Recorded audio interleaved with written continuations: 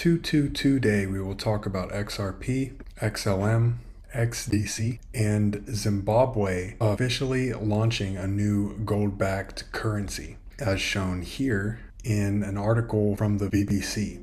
And it has a ton of ties into topics I have talked about a number of times in the past about BRICS moving to a commodities-backed currency to avoid having to transact in USD. And XRP, XLM, and XDC all have ties into tokenizing gold. So here we have one on Mandala Money, which is an offline XRPL transaction system for CBDCs in unstable economies like Zimbabwe, which is extremely interesting because it actually calls out Zimbabwe here.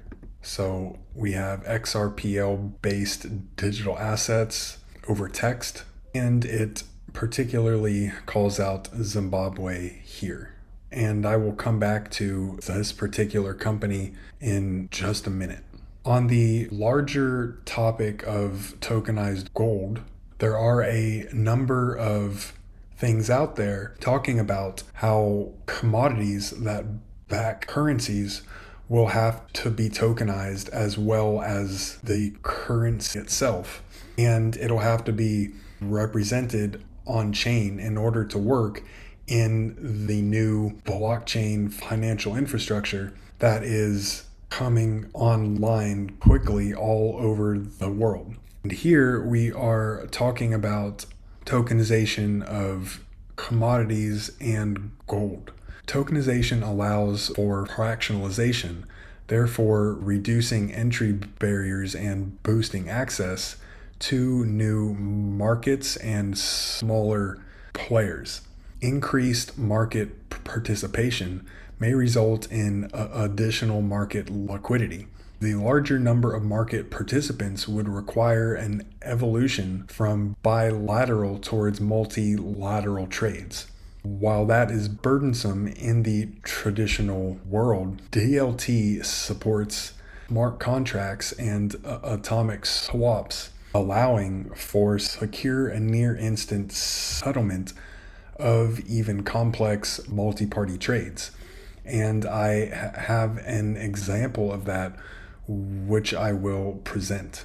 Here is a piece of a presentation that is from the OCC symposium that occurred in February of 2024.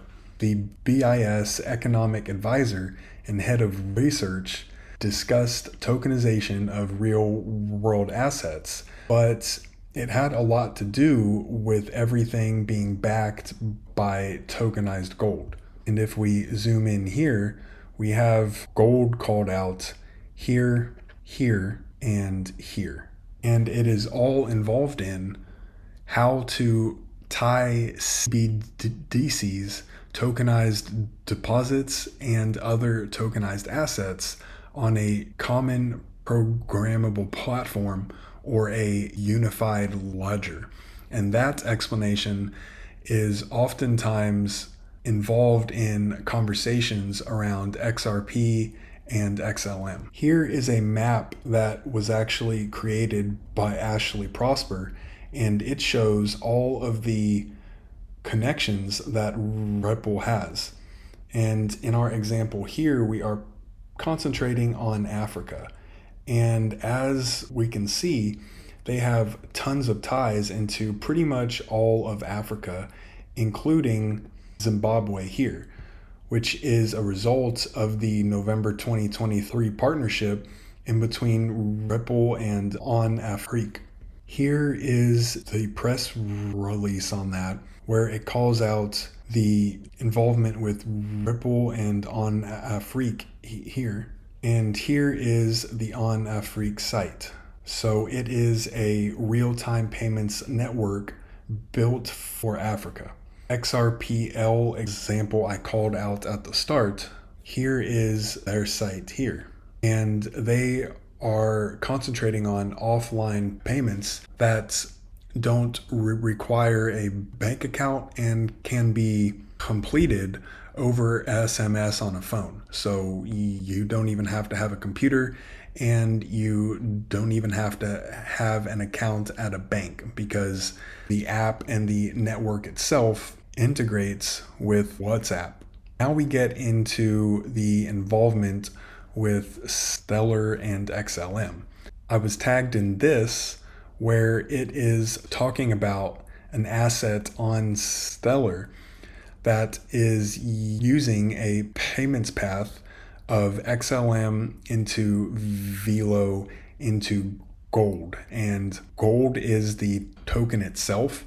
So I don't have a lot of information on that at this time. However, if you check it out on Stellar Expert, it is on here, and the token information is all here. Here is the MintX website, which appears as if it is at least not an obvious scam. And I've heard a bit about it on X, but I don't have any personal experience in it right now.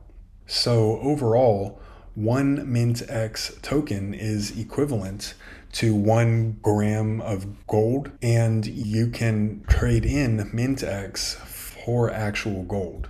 Now, there are a couple of other Stellar tokens that I have talked about that include tokenized gold and Africa. I don't have a ton of information on these. I have looked more into them individually, and I have content out there, but one is called XXA.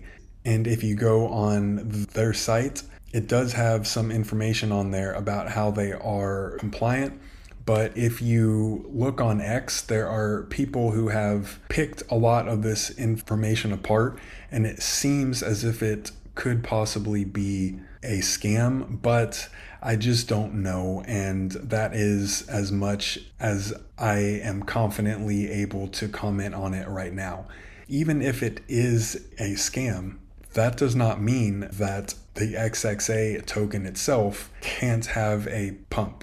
And just over the last 3 months, it went from about half a cent all of the way up to about 2.9 cents, back down to about 1.2 cents, and back up to about 2.75 cents. And it is currently at about 1 cent. So there are opportunities to be had, even in the kinds of tokens that might not have an actual legitimate use case out there. So I just try to keep that in mind. Here is a different Stellar token and company, which is called Afreum, which concentrates on providing decentralized financial services in Africa. And here is the AFR asset, where it is an example of one that has had a ton of pumps. It has gone from about 0.005 cents all of the way up to about 0.18 cents. And it is back down to about 0.1 cents right now. But it has had a ton of these spikes that if you want to attempt to capitalize on that, it could end up as an opportunity.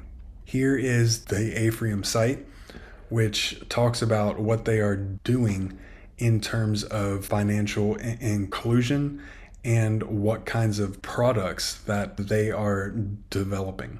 And I'm not as hesitant on Afreum as I am on XXA, because Stellar has been concentrating on Africa for quite a long time now, and there are enough indirect ties there where it might actually be a real thing.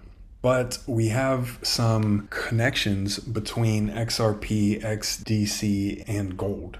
Here is an announcement from April 3rd of 2024 talking about Stasis, who is a Ripple partner who has a new partnership with Comtech, who is tokenizing gold on the XDC network. And I have talked about Comtech a couple of times now.